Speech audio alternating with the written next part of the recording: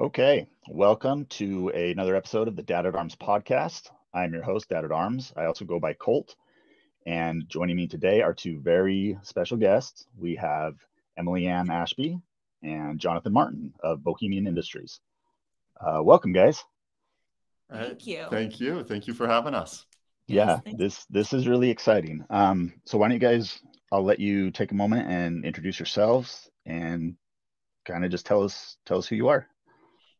I'll let Emily go first. I'm Emily Ashby, and I am a film actress. And a little bit about me. So I do a lot of horror films.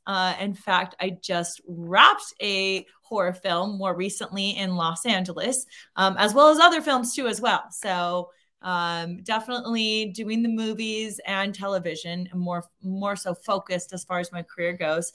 And yeah. Well, then I'll add to that is I'm Jonathan Martin. My production company is Bohemian Industries. So I'm a filmmaker, producer, director, writer, director. And I also run a film festival called Film Quest, which is a big genre film festival as well. So it's actually where we're located here in Utah. Even though we're back and forth to Los Angeles a lot, we host that festival in Utah.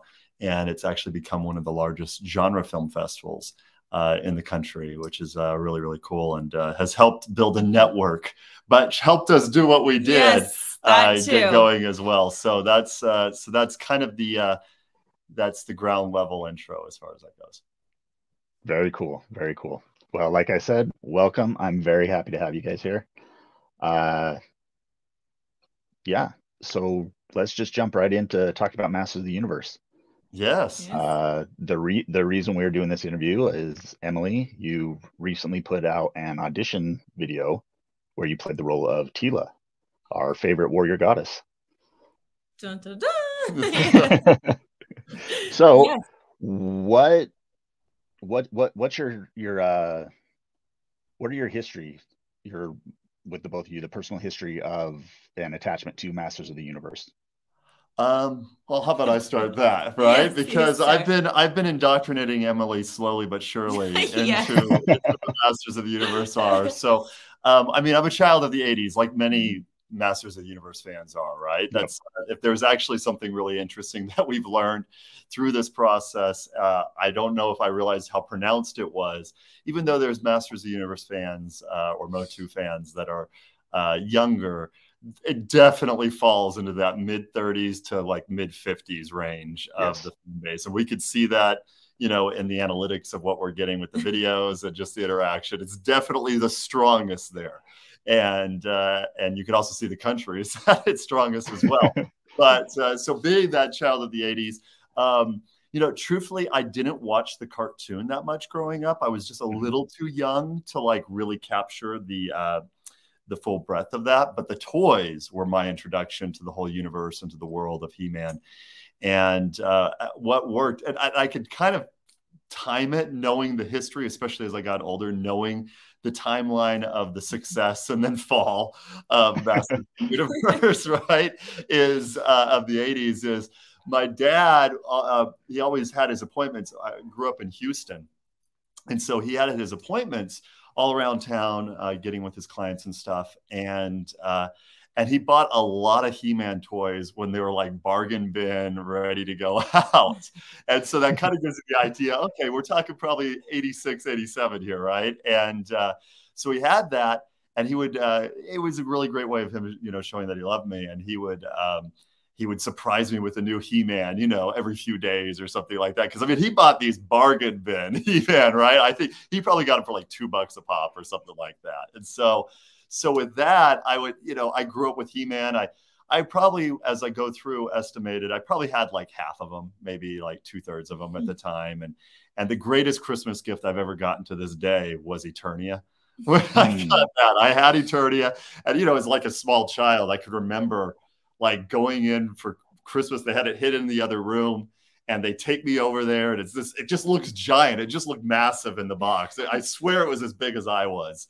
And, and so I had Eternia. And then this does not have a happy ending, though. This story is my mom, I got to only be like 6 or 7 years old. She's like, all right, you had that for a while. And she just gave them all behind my back, gave them all away. Right. And so that's what happened with my He-Man collection. So He-Man's always been there. And I remember going, one of my only times I can remember being a kid, like a small child, seeing, I mean, I'd only be 3 or 4 years old at the time that the movie came out. And I can remember like watching the movie and thinking to myself, who is that? Like, and I would turn to my dad. I was like, I don't know. Who is Gwildor, right? Like, who is this, right? Like, I can't remember. It's Sarad, right? Sarad. Yeah. And, you know, I had him, so I was all excited because I could flick him and get the sparks and all that.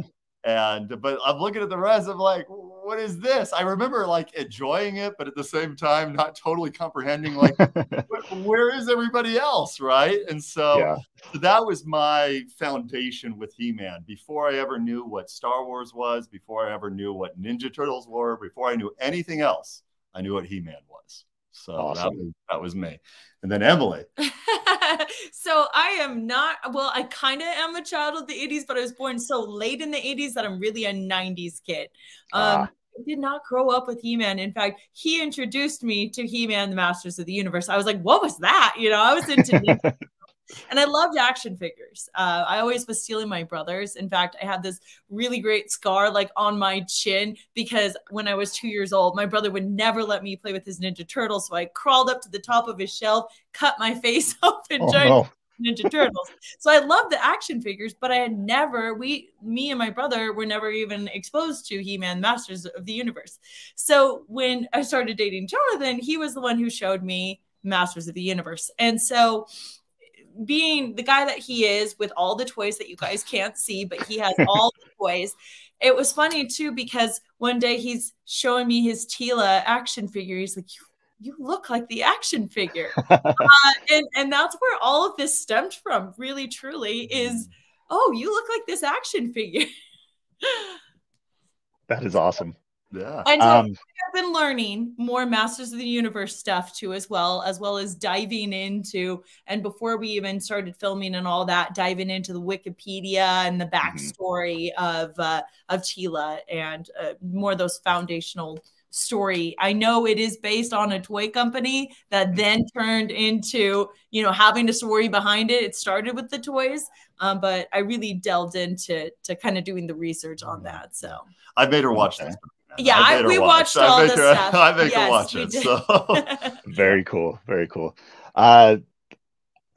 That's, you know, my wife, she grew up in the 80s like I did, but she didn't really have anything to do. She's the athlete in the marriage. I can't play sports, but she does. And, you know, when we met, started dating, you know, I confessed to her that I had always had a crush on Teela as a kid, and and you know, and so it kind of became a thing for us that she was my Teela. And so when we got married, she let me put the He-Man and Teela action figures on top of our wedding cake for, you know, for the ceremony. Don't give Emily ideas. Just give her ideas now. Here we go. Hey, it's a good idea. It's a good idea. Was it He-Man and Teela? Yeah, it was He-Man and Teela. So it was, I've got them right here. Oh, yeah. We had He-Man up there, and then we had his Teela up there. Oh my gosh, that's amazing. That's awesome. So they were next to each other. And yeah, and so ever since then, I've just, you know, as long as we've been dating, she's been my Teela. She's, you know, strong-willed. She's an awesome woman. Yeah, for every new He-Man figure that comes out, I make sure to buy the matching Teela for her to go on her little shelf. Good. And so I love Teela. I adore her, actually. So I love that. Well, yeah. Teela is a great character, you know, especially as we were going about this endeavor and things. I think Teela's she kind of pushes in the 80s these strong, excessively fantasy or toy-based characters that we start to see. Like in Thundercats, you start to see that kind of come in, and there's a lot of in most cases, they're almost a sidekick, but Teela was always there every episode. She was there in every episode. She's part of she's one of the original 6 or 8 of the Masters line. She she was immediately cool. Like I could just remember, you know, as I was a kid playing with the Teela, I always just was like enamored with her armor. Just the snake armor was always I love cool to me. the snake armor. Yeah. Yeah. The snake armor was cool. The staff, there was something iconic. In fact, we really looked at doing the snake armor as well, but we'll get into that going in with it. But there wasn't a lot of strong female characters that I think both boys and girls could play with at the time. And even in cartoons, yes, you had Wonder Woman from the comics, and Wonder Woman was probably the most, and I would say to this day, Wonder Woman's still the strongest of the female superhero, powerful fantasy characters that are out there. Marvel hadn't taken off quite yet, right? It was more niche to the comic books. X-Men hadn't taken off or anything like that. So, you know, you didn't have that much out there. And of course, I don't think without Teela, you don't get She-Ra either. Right, and so she opened the door for, I think, a lot of characters. And maybe that's for a scholar or somebody with more knowledge to say. But I think Teela opened the door for a lot of these strong heroines to come on out, and really begins there in 82, 83. So kind of going with there. But that's me kind of saying more of an armchair quarterback assessment than, than, you know, something with all the knowledge. But what do you think, Emily? What was the question? just the general idea of Teela herself and why she's an enduring character. I think Teela, just doing the research on Teela and her backstory, I think what's incredible about Teela, and it's been fun getting a lot of comments on our video with people's input, but Teela really is the character, and correct me if I'm wrong on the scholarship, but she actually trained He-Man. Yeah. So she was Prince Adam. Yeah. Yes. And she's described as this very strong warrioress, right? And to me, that was really empowering and something I've always wanted to take on and take my career direction-wise with, because I love a strong female character that can really hold her own. And it's fun when we get comments like, well, where's He-Man to save her? And we're like, well, she doesn't need that. Teela is that character that she can hold herself. She can hold her own. And to me, that was really empowering about the character, you know, and the backstory. And I loved that, you know, she's described as this somewhat mischievous character. I do find that, you know, it's really interesting how she would find herself in troubled situations and really kind of put herself in a bit of harm's way, in a sense, essentially. But really having that confidence to really hold her own too as well. To me, that was really fun and exciting when I was kind of really delving into Teela and who Teela was. Plus, I also do find that, you know, me as a person, I like to, and an example of this is us doing this video and putting this out there for the public. I like to take risks. I think taking risks is really important. And so, yeah, that was kind of part of what empowered me as I was doing the research on Teela. So very cool. I love a strong female character. So yeah. Well, and I think that's what, you know, just to add to what both of you were saying, I think that's what's my favorite aspect of her is that she is, you know, she's a strong character.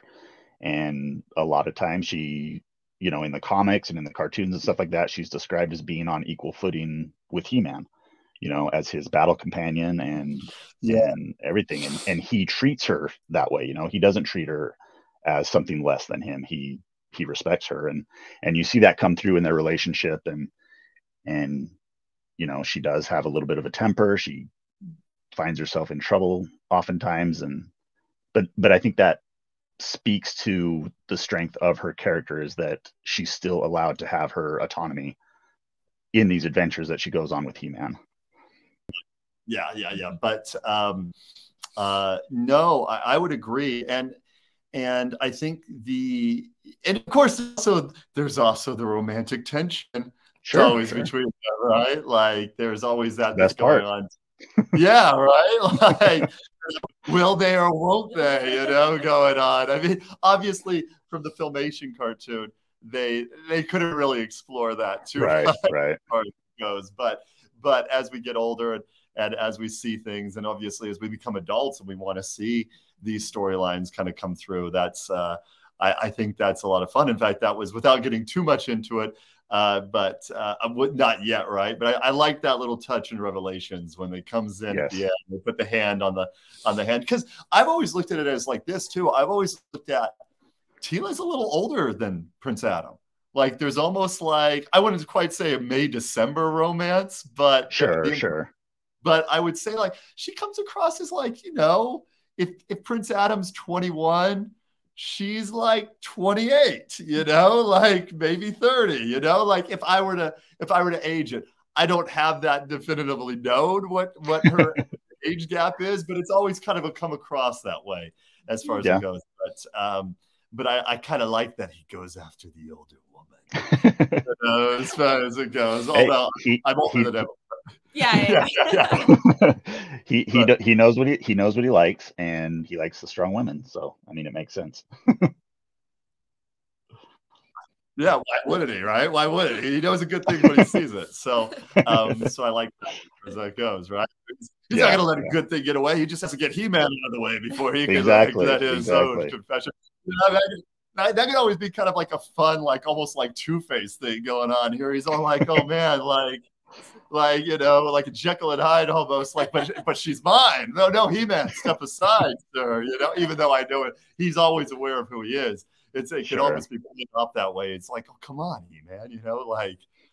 Well, and I think one of the neat things about it, and it's one of the things that you always kind of want to see explored, is that because of the secret that's between them, you know, he has to portray himself as, you know, Prince Adam specifically has to portray himself as being afraid and being cowardly, and you see Teela's exasperation with that. But then to have that moment where she does learn the truth and to realize that, oh no, he's everything I'd been trying to train him to be and trying to, you know, help him become. He's been that all along. And I always think that would be a really neat moment to see. And we kind of see that in the comics a little bit, you know, where they further explore that relationship. But now that we've got Revelation on tap, you know, with hopefully furthering their romantic relationship, you know, that's an aspect that I'd like to see. Yeah, I would like to think most fans would like to see that as well, right? Like, you can't just be, you know, He-Man punching an empty screen all the time. Right. You know, it's got to be, you know, the robot off screen that he's punching. And so, you know, it can't just be that all the time. It's got to have some fun with it, and you know, and build some depth to these characters, right? Like build some things. I think that was what was. You know, we were very with Emily's audition and piece, and we'll talk about it. I'm sure.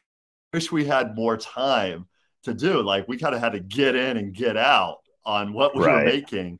Is you are trying to show a character. You are trying to show that, you know, part of the goal of what we were doing was the moment you see her, you instantly know what this chick is about. You know what's going on. You know what she's bringing to the table, and you know, like, oh, these guys better watch out. Like you know, even if you don't know who she is, you know that this chick's there to pick a fight.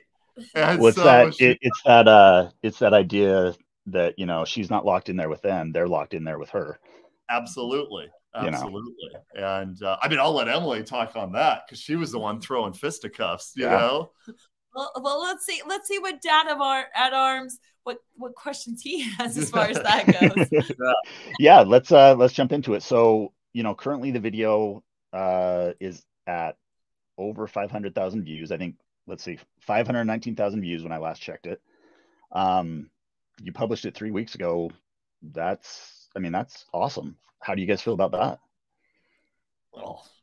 Well, I didn't know what to expect when we were putting it out there for the public, right? And I do feel really great about that. You know, when we put it out there, we didn't have an expectation, right? You never know how it's going to be received.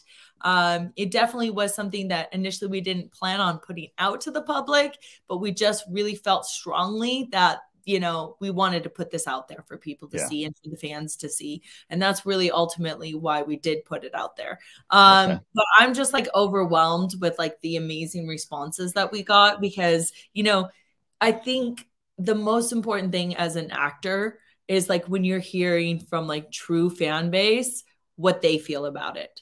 And that for me was like the most important thing. And so I'm just like humbled by like all the, you know, interactions and the likes and the views and shares and reaction videos, all of that. So yeah, I'm excited about it. Yeah. Awesome. And I think with I mean, I always have high expectations with everything that I do, right? Like I'm always out there. And my YouTube channel, I've never really used it. Like I've had it for years and I never really put anything on it. So I only had a couple things on there and I actually cleaned it out before we posted the video. It was like, no, we're going to focus on Teela and the Masters of the Universe. So when it started, I had like 67 subscribers. Like it was like, I didn't even care. Like, cause all my other work has been posted on other channels or other outlets. You know, I've done music videos for clients and they release it on their outlet. Right. So it's more the label will. And so we had that kind of going on. So this has been fun. So when we released it, I was kind of like, well, we had a little goal. We were hoping, okay, I hope we could get 25,000 by the first weekend, right? But after the first weekend, and we'll see what happens. Because we didn't, even though we have done stuff and she has a pretty good social media following, like we didn't really, you know, like it wasn't like, okay, here comes J.J. Abrams dropping something on you. You know, there's no cachet for that. So sure. You know, we figured that the fans might take it on. So I think there was even an early comment that we responded to where it was like, you know, I just hope that we could get like 25,000 views. So please share it, you know, like we'll go from there and maybe 50 would be cool. We'll see. And Emily and I share the same manager actually. And so it was through consultation with him partly that we did this as part of our approach to getting it out there. But he would always be like, well, I want 500,000. We're like, well, Scott, we'll see, right? Like, see what happens. And I was like, maybe we'll get 500,000 in its lifetime. I would love 1 million, you know, and to have it in 3 weeks, it was literally 3 weeks from when we released it that it hit 500,000. And it's definitely starting to do the downturn, you know, like it's not climbing. That said, we were a week in and we had just crossed 200,000 after our first week. And it was awesome. And we were actually hitting, because we were following it, we had hit almost 7,000 views an hour is what we were getting. And then all of a sudden I noticed it just drops like a rock. And I'm like, what's going on? And I guess somebody reported us. I don't know if they were upset, if they were whatever. They reported us as adult content only. Oh, come on. And so we've never been able to pick up the same momentum that we had there because it was doing so well on the click-through rate and the watch rate. Like it was. And so all of a sudden in 1 hour, we had like 30 views. I was like, what's going on? And I get this email from YouTube saying, you've been age restricted. And so I appealed and I won the appeal in 30 minutes. And while it kind of got back on the track, it never hit 7,000 an hour track. We were able to get it to where it was back to, we were seeing it back to almost 3,000 an hour for a few days after. And hey, at the end of the day, as we joke to ourselves, it's like even 1,000 views in a day is great. You know what I mean? Like there's nothing wrong with that. But we were tasting from the well and we were drinking right from the source, and it was great, right? It was like the nectar of the gods, and it was amazing to have this thing happen. And so who knows what would have happened, but with that. And we're incredibly grateful. Like, it's awesome to have this. But we were starting to have delusions of grandeur. Like, oh, man, are we going to have 1 million views in like 2 weeks? What's going to happen here? And that was really cool. But you know what? 500,000 is just fantastic. And to do it as well. And I think down the road, you know, 6 months, a year, 5 years from now, it'll have 1 million views, right? Like as far as but the United States, but around the world, in particular Brazil, there was a lot of Brazilian MOTU fans. That really base has been really pretty fantastic. Good. By and large. So there's always a subset, isn't there? I mean, there's a little bit as far as it goes. It's interesting because you could always tell who's actually paid attention and read the synopsis and read and read what it is that we did this for over those who are just like, what is this woke agenda feminist? going on? Like, you just changed the canon. It's like, well, no, like take a breath. Yeah. Take a step back. Let me point you over to this statement here, and we go from there. But no, it's been a fun ride so far, and I don't know if you want to. And now I think we'll hit 1 million views much sooner than that. Well, just with the flow of everything. And I don't have any expectations when we put it out there. We were really actually, now looking back, we were expecting a lot less.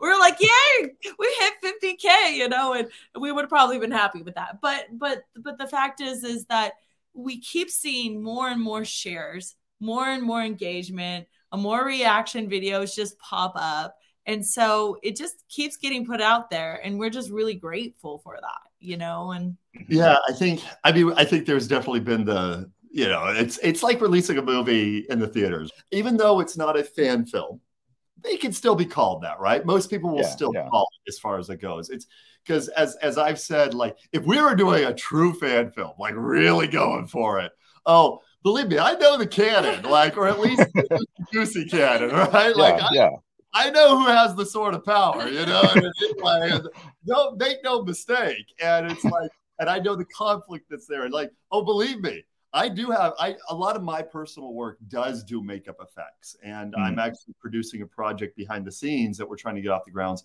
with Joel Harlow, who's an Academy Award winning makeup effects artist. And in fact, I can't say more than this. And I can't show it either. I actually have seen some of the concept art for the film. Oh man, now you're killing me. You're killing me. I can't show what I've seen. Is it good? It's cool. It's cool. Nice. It's cool. It's only a couple things I've seen. Some of it's radical. Some of it's not. Let me put it this way. I know that there was the leak a couple of years ago of like Teela with battle suit that like with right. It's nothing like that I saw. It's nothing like that. This is some cool stuff behind the scenes. Unfortunately, can't share it. There's some radical ideas, but that doesn't mean that's what they're going to do. You know what I mean? Like there's some cool ideas, but that's what you do when you're concepting, right? Sure. And with ideas, you're gonna explore all sorts of things. But yeah, it's cool. It's cool.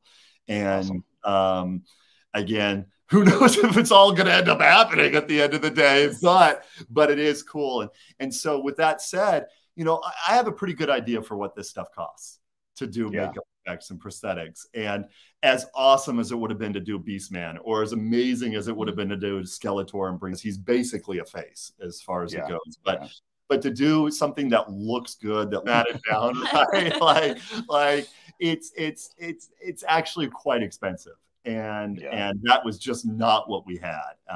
It might be a question you have that in. I mean, all in, and we pulled a lot of favors on this. We only spent $5,000 on the whole thing. Wow. So this wasn't something that we could just, you know, call in all the powers of Grayskull on, right? Yeah.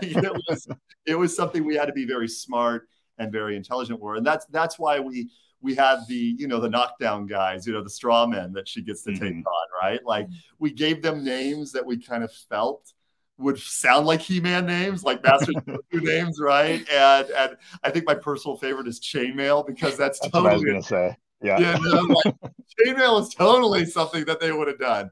And I came up with Bonin, by the way, because he's got bones on his neck. Yeah.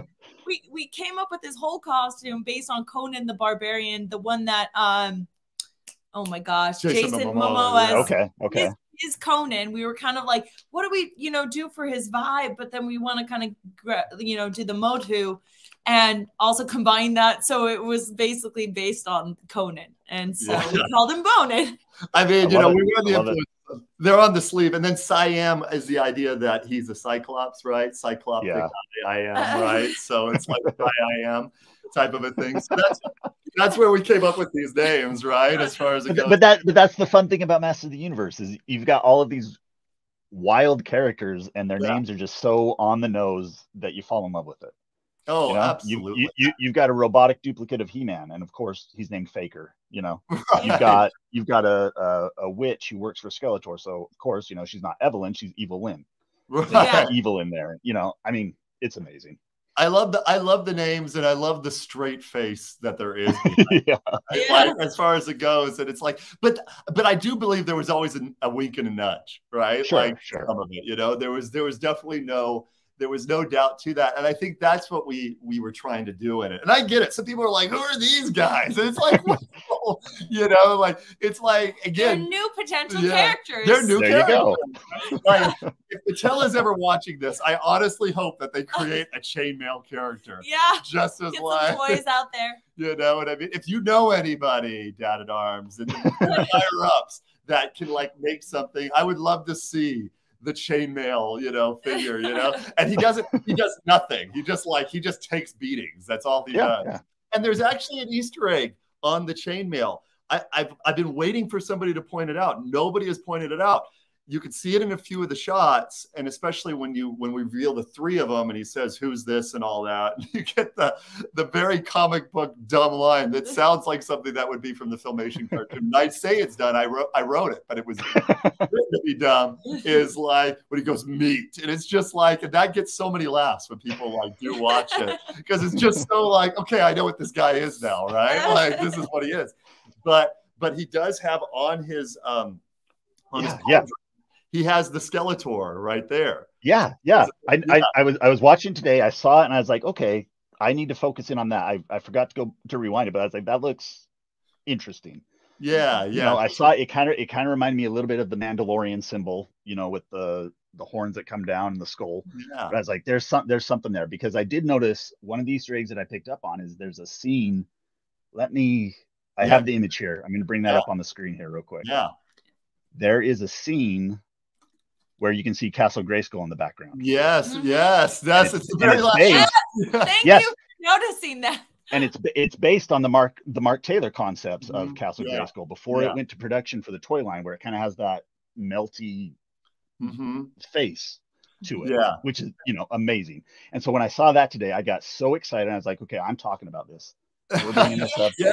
And I don't want to subdue the excitement there. It wasn't an afterthought. We did want to put it in the background in it, but you know, we had to be careful. We didn't want to take some images that, you know, now we're starting to talk about other people's original creations and interpretations of Castle Grayskull, and you also had to have the right angle of it. And the truth is, we didn't have because we shot this in 4K, right? And that's what we delivered, and that's what everybody can see. And we definitely recommend, if you can, watch it on a big screen if you can. And if you have subs, turn up the volume, because when you have subs with the volume, and we have the whole power sword thing, that thing will rattle in your room and really like go through you. And so, so we have her there. We were initially going to put it on the right-hand side of the frame. Okay. But it was a little too... It was just a little too out of the way, right? It was just a little something there, and it was more of a smudge the way it was. So when we brought it in on the left, we wanted to kind of say, hey, we're not too far from, you know, from the craggy rocks and gates of and landscape of Grayskull, but we couldn't find like a 4K super high resolution image of it. So that's another reason why we couldn't make it much bigger than that. Otherwise, it would start to reveal, you know, some of the man behind the curtain, so to speak.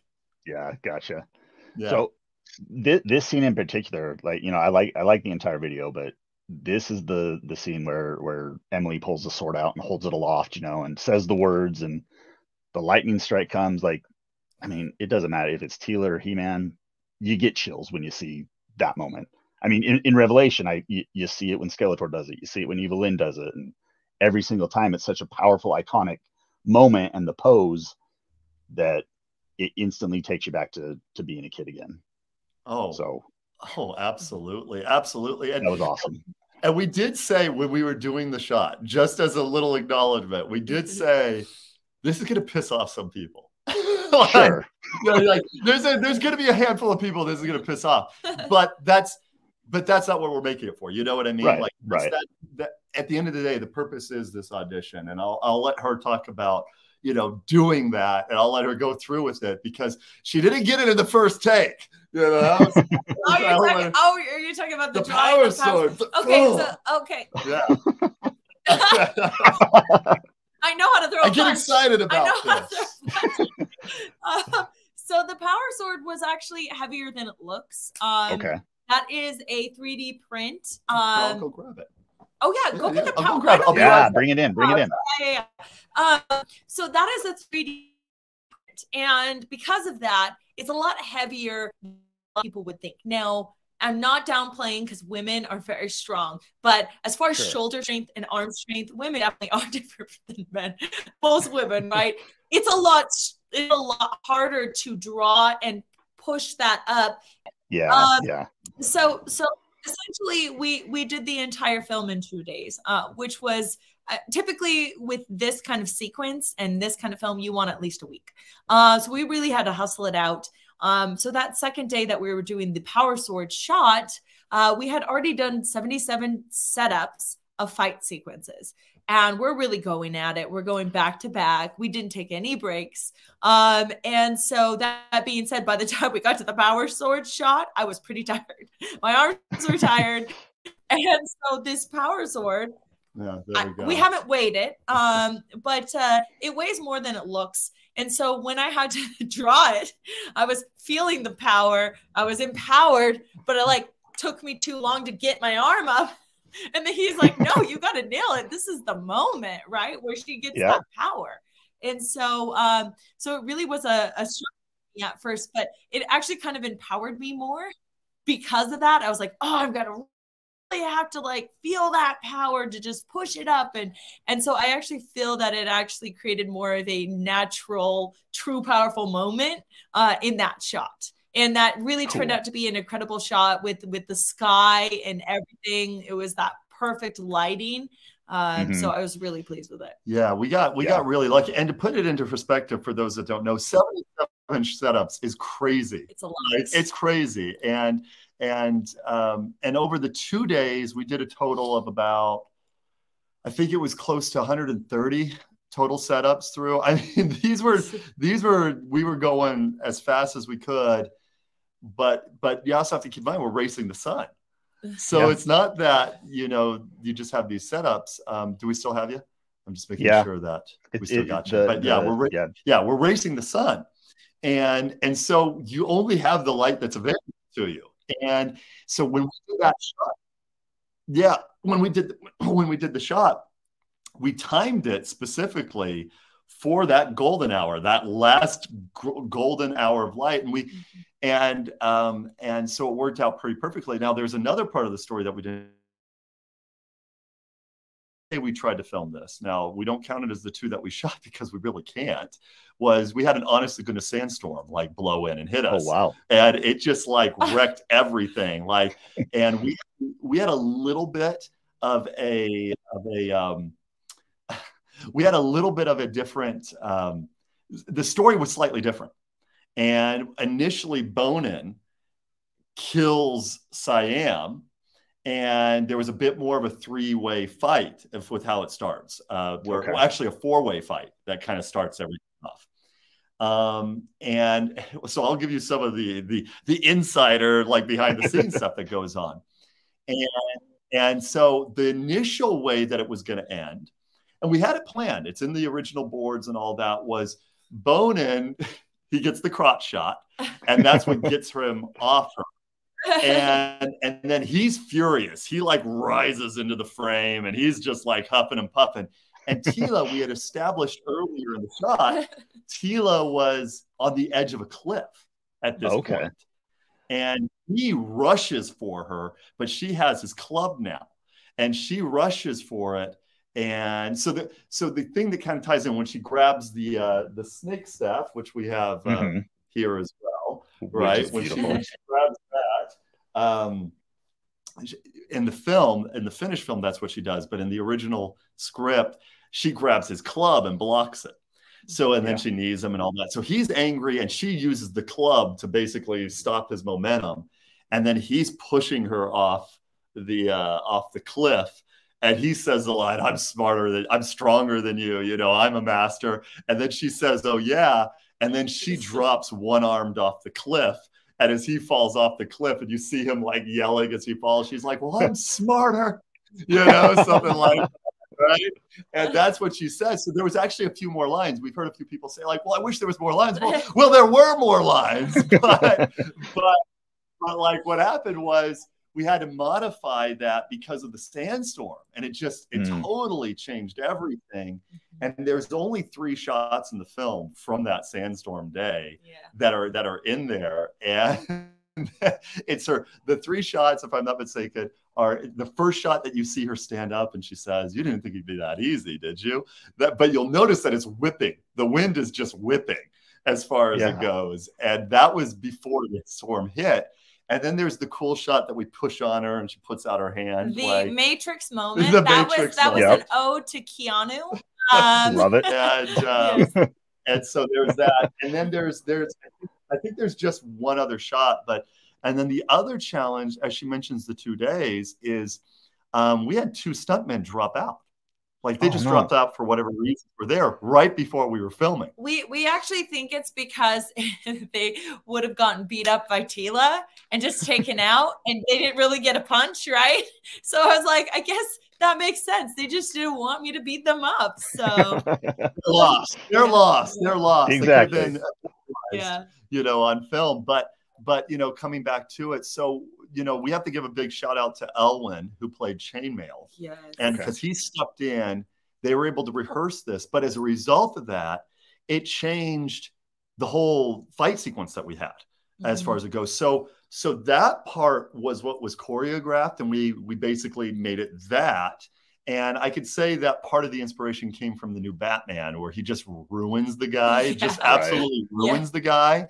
And so we wanted to have this we want her to just ruin him. So everybody's like, what? Like, what's going on? And when we played this we played it for a few private large audiences. We showed it to a room of about 200 people. And you can hear the reactions of when people, when they start to look, and then it keeps going. And there's just where they enjoy it. And that in itself is, while it's serious, has a little bit of humor to it as well. Sure. Like, we're playing up the fact that there's a little bit of a cartoon aspect to this. And then coming back to so Elwin he gets a huge shout out. I mean, he came up with the idea to put that little Skeletor shout out on his cauldron. He did. And what's actually really cool about Elwin, and